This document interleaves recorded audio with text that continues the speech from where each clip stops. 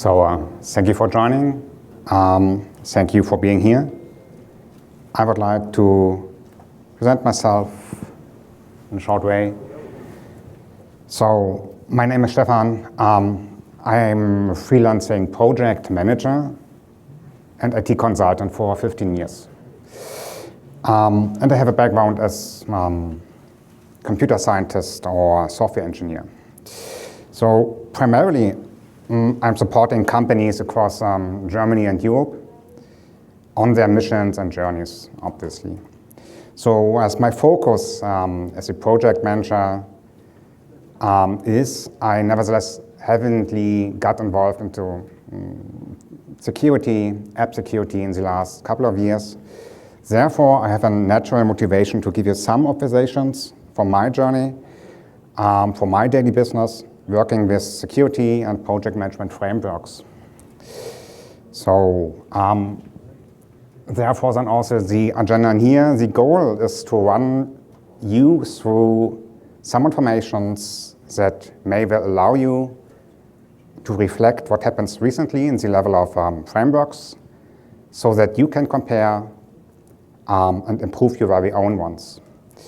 I guess most of you have workflows, best practices, custom solutions established. So let's talk about that a bit. Let's see. So some remarks of that talk itself. Hacking, as the title implies, hacking for me means we maybe are abstract, we maybe have to switch contexts. And wording-wise, security includes app security, cyber security, information security. So even also the wording security consultant for me would imply that we're talking about company specialists, security architects, security analysts, so subject matter expert if it comes to security. I would like to start with some zoom out. This is a breakup session, so let's zoom out. This map shows you all countries that can rely on a cybersecurity strategy.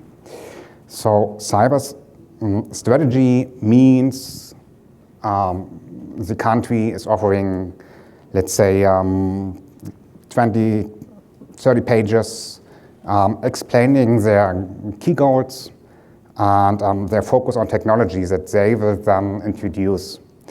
So why this is mentioned here, the ITU. The ITU is an agency in within the United Nations. As we could see, this map shows roughly about that 75% of all countries in the world are providing their very own cybersecurity strategy. This agency was founded already in 1865. With the goal to connect as many people as possible in the world. So obviously, as these alignments this agency is leading, is all about protocols and communication standards. So going back into telecommunication, going back into internet, sea cables. So there must be standards in the world, right? So also we could say that security will be aligned by this agency. So this is the highest level where countries are sharing their security aspects within these then cybersecurity strategies. So on the left-hand side in here,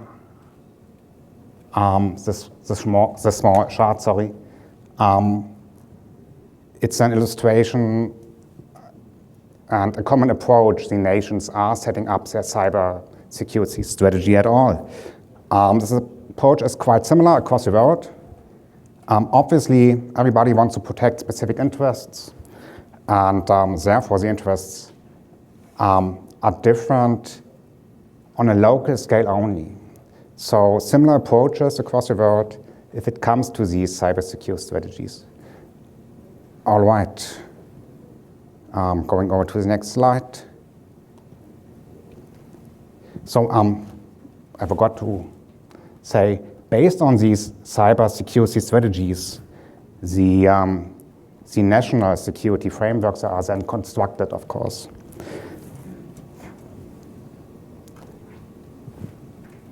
Okay. C# therefore shows the word most, and therefore also most recognized security frameworks that we have. Some statements to C# itself. We could see that frameworks that are most dense and most protective are on the bottom. These are also frameworks that are describing technical or even hardware or technique-related security, right? More on the top, we have security frameworks that are recommended, also on the global scale. An additional statement to make, because these are security frameworks, and obviously I could apply them to protect my business, my product, my clients.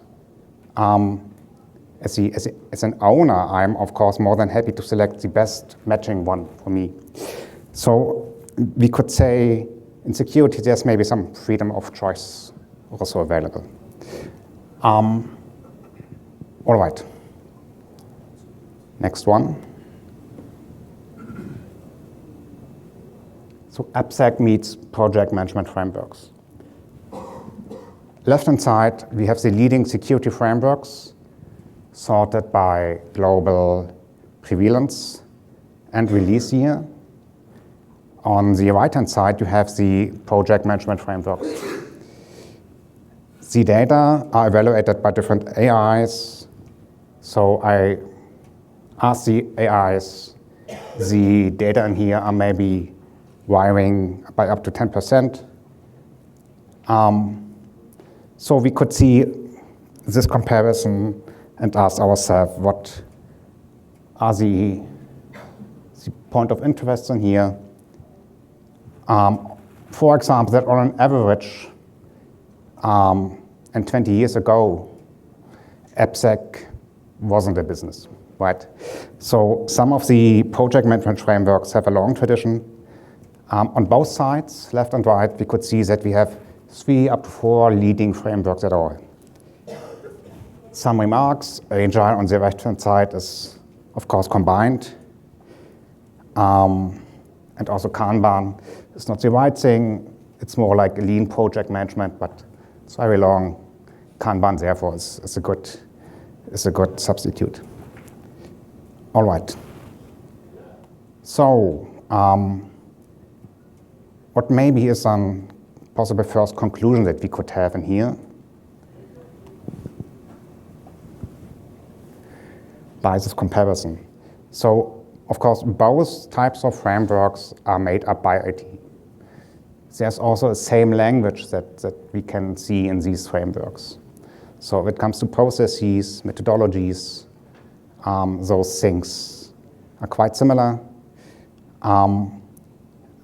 Based on these constraints, we maybe would expect that there's let's say, a natural way that both types of frameworks are highly connected or interactive or self-infused somehow. If we are looking to our daily business, we know that this is not the case. So project management frameworks are on the lead. They have strong ties in the company's DNAs. They are the greatest common denominator in the organizations. And if we want to implement security, we have to go the way with project management workflows. So, nevertheless, security requirements are setting boundaries now to our project management frameworks. Why? Well, we have to protect the projects. We have to protect even the collaboration that we have among the teams. So we have restricted communications, and we maybe have to, let's say, use specific presets for the projects if it comes to technical documentation of the project itself. So there is some influence, and we maybe could say that security isn't giving project management a warm welcome. All right.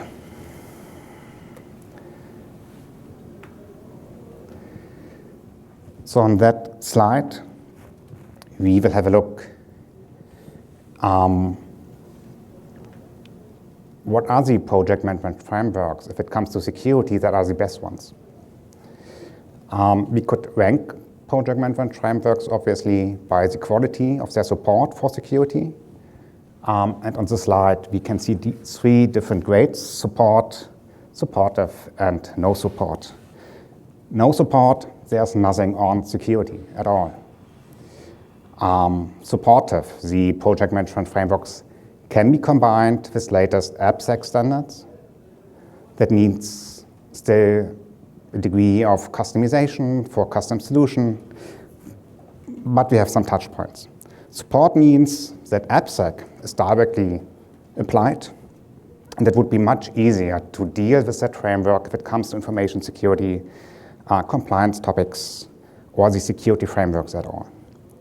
So the good news first in general, all actively managed project management frameworks somehow are addressing security. Just only 4 project management frameworks in here are really relevant. The other ones can be used, but again, they need a lot of adjustment and custom solution. So if I would go bottom up to the list for a short moment, OKRs are not relevant for security at all, even not for project management, maybe, right? I mean, we can apply business strategies, methodologies, and therefore this is a good instrument. PM Square is a PM framework by the EU. A lot of, how to say, skill-related items, some aspects of having checklists, but this is mindset-driven. This is also not even a practical guide for project management. SAFe, you maybe are aware about. We have the support in here. I will show that in a couple of seconds or minutes. We have disciplined Agile, critical chain project management in here. Well, it's just a small methodology. It can be used even on other project management frameworks, so it's integratable. It's not relevant at all. We have 2 project management frameworks that can be used today. They are used today, but they are end of life already. Since 2010, 2013, we have in here the Rational Unified Process by IBM and the Extreme Programming. We have other competency models in the area of project management. Again, we can apply security, but even it's not relevant. So on the top, we have Six Sigma. I will show that in a couple of minutes. Waterfall, we are aware about, yes. We have a life cycle approach. Obviously, some stages of verification. That's good in general for security. Prince 2, the support Agile. Well, if it comes to Agile, if you're looking even in the Scrum guide, there is no security mentioned, right? Nevertheless, the methodologies, even the aspects for valuing the individuals and processes goes into the right direction. That means we have some supportive aspects in here. And PMI or Pinbook, of course, we may know that a bit more. There is support, but let me show you and how far.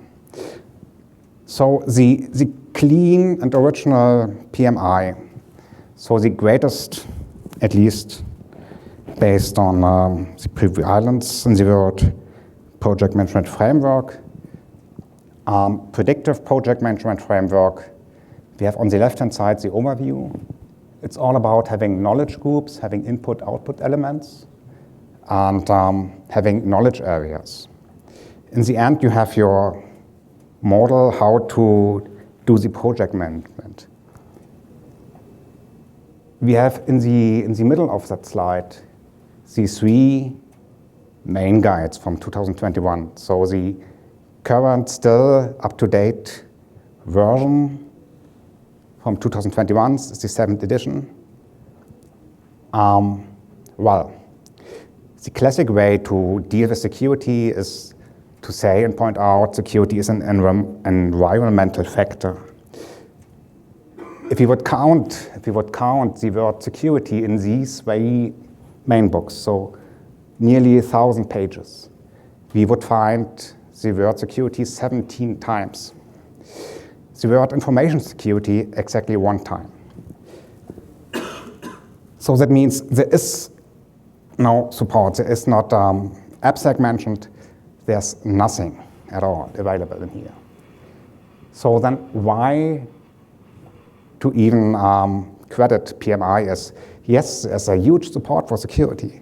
Well, PMI did something surprisingly good. They acquired a different PM framework in 2021. And they acquired Disciplined Agile framework. And Disciplined Agile framework, they have this support for, let's say, app security. So they have all these things that we would expect or can expect from modern PM frameworks. Security is there, is described as a blade. That means it goes down into mindsets of the people, into flows, and even in best practices. So you can use Disciplined Agile or Disciplined Agile delivery acquired by PMI, and then you have your app security framework. One critical thought. It's a blueprint.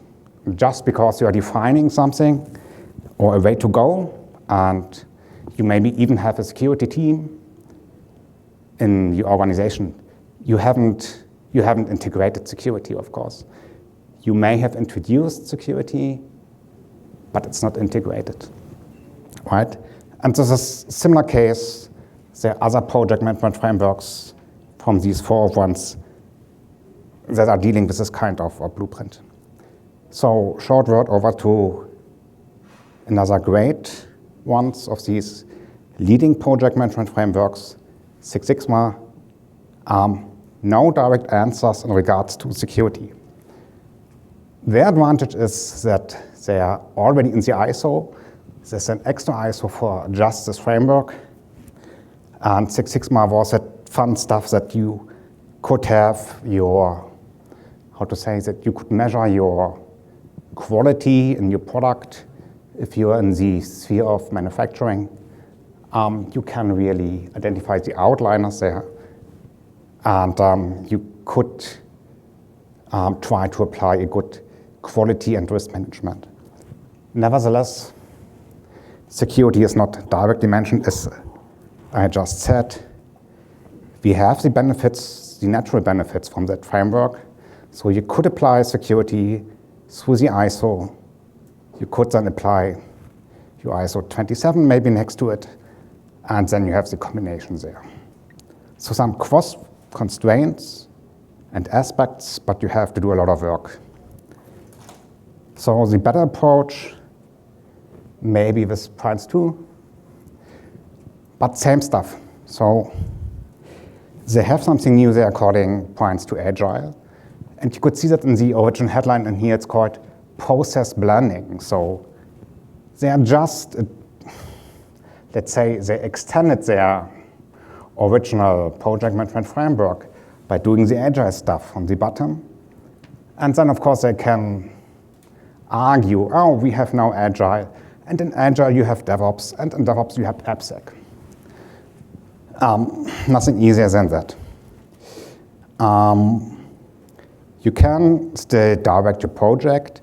You can then say or make the argument, I also can deal with security.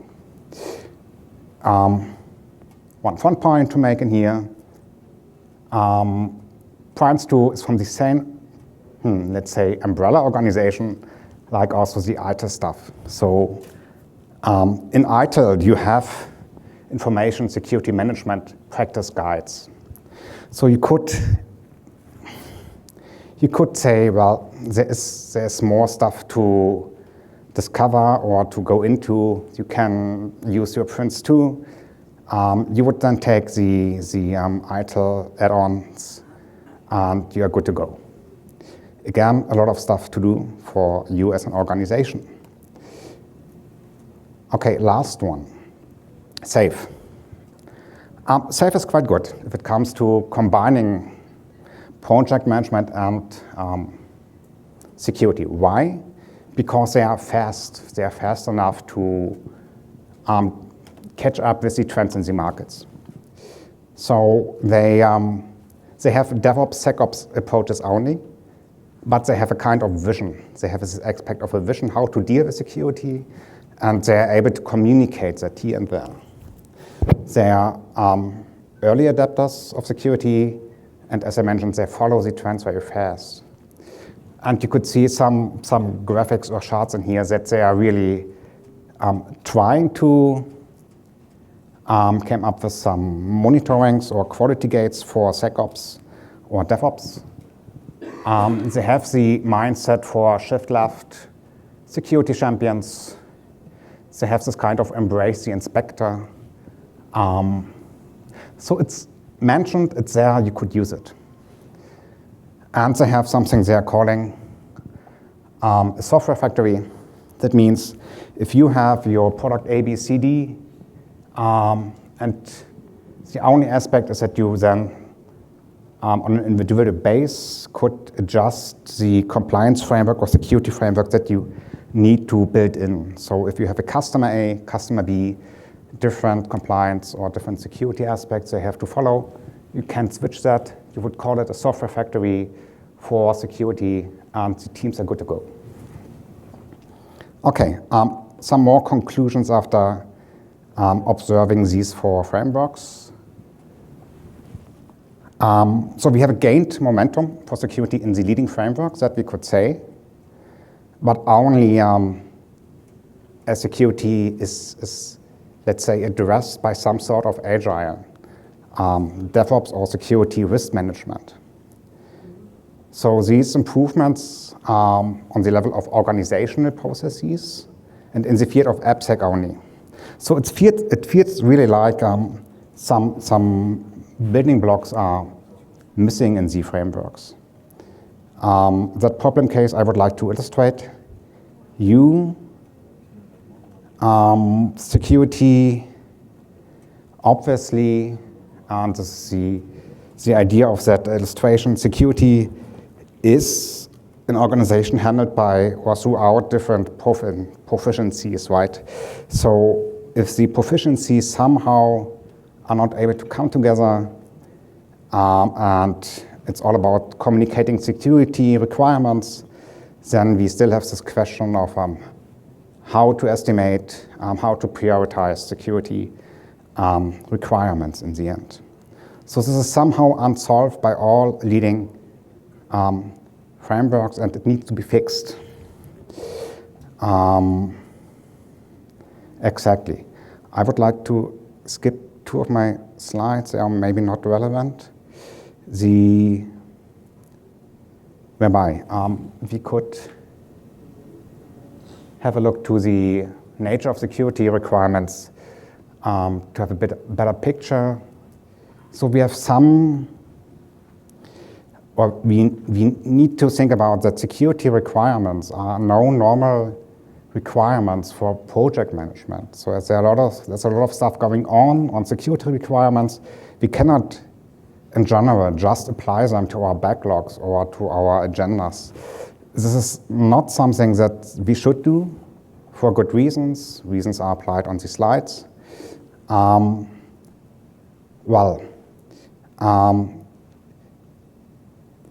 We have to go long ways in order to clarify these requirements.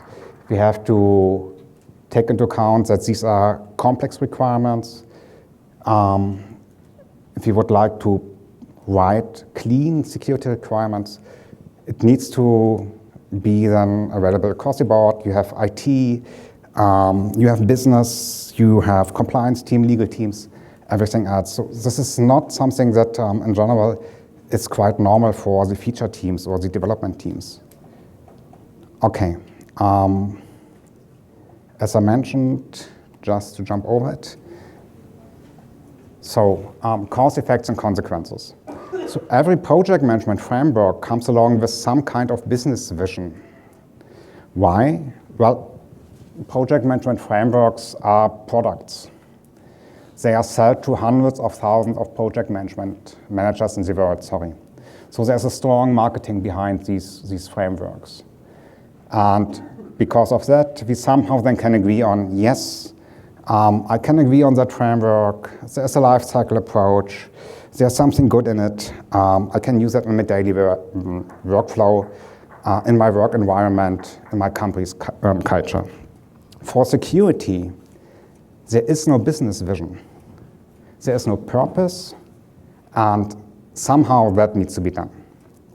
So what we really need if it comes to security and project management frameworks is some other baseline than we have today. Some business idea, some business logic, something that drives security through my organization. I do not have that. At least there's no answer in the frameworks today. There is one answer that is available in the market for quite a while, 10 years, 2012, 2013. It's the concept of return on security investment, or ROSI. This is let's say, calculation method in the field of quantitative risk analysis. And it will be used, as I mentioned already. So your CFOs, if they would like to make buy decisions, investments in security, they should be aware of this method already. Nevertheless, it's not used, let's say, on the area and field of product owners, project management, and so on. So primarily, ROSI is used for long-term aspects, multi-years investments, like firewalls, DDoS solutions, or credential managers. And the advantage of using this method is that you have educated decisions, not something you are predicting. And still you have the advantage that exactly you would estimate your features, the product. You can deal and estimate security. And then you would have a business vision, and then you have a strong argument to say it's something everybody can agree on. All right, example in here. Okay, let's do that. Let's imagine we have an incident in our company, a DDoS attack that would cost me around $1 million. And I'm predicting, so 1 million, why? Because, well, I have to shut down the servers, the product isn't available. I have to send out my teams to fight that DDoS and to restore everything. So 1 million, let's say. I have a probability of that incident of, in this example, of 0.4. That makes us 400,000 in the year. So why 0.4? Because maybe in my area, in my business, in my field of industry, even in my location, this is a number that I could pick up, read about. So as I mentioned, it's not somehow predicted, it's really quantifiable. I can reach that number for my business. So we would then calculate and say 400,000, and you could see 0.4, that means, if I'm correct, two years and a bit until really a DDoS attack would happen in my company. So we have a second step, it's a modified probability. That is modified because I just introduced a solution in my company for DDoS attacks, for example. So we could see the reduction in here and the savings that I would have if I would apply a solution and make this invest. And in the end, I have to subtract the mitigation cost. I somehow have to implement that DDoS attack solution software in my company. So in the end, I have a return on invest of 80,000 if I would take action right now. And on that way, and because the numbers are feasible, they are experiment-based, I have a strong argument to say, well, let's prioritize, let's write the features, and then again, they are just features that I could estimate. So, well, so to say, with this approach of ROSI, I can even measure compliance topic. I can somehow agree on what in so far is not possible. Did I really need to have this? It's just security. I don't know if there would be something like next week, in a month, right? No, it's definitely possible to have this kind of estimation and to then say with this kind of business vision, okay, then I can roll out the aspect that the security frameworks or the project management frameworks told me that I should do, right? So I would establish my workflow, I would establish my teams, I would apply the additional knowledge that needs to be applied in the software teams and the production teams. And in the end, then I'm ready to streamline my security regulations throughout the, in this case, the Agile process, of course. Well, one last slide. Business vision first, workflow, and some additional methodologies or even recommendations. So providing meaningful security requirements, providing security methodologies that are maybe not part of the project management frameworks today.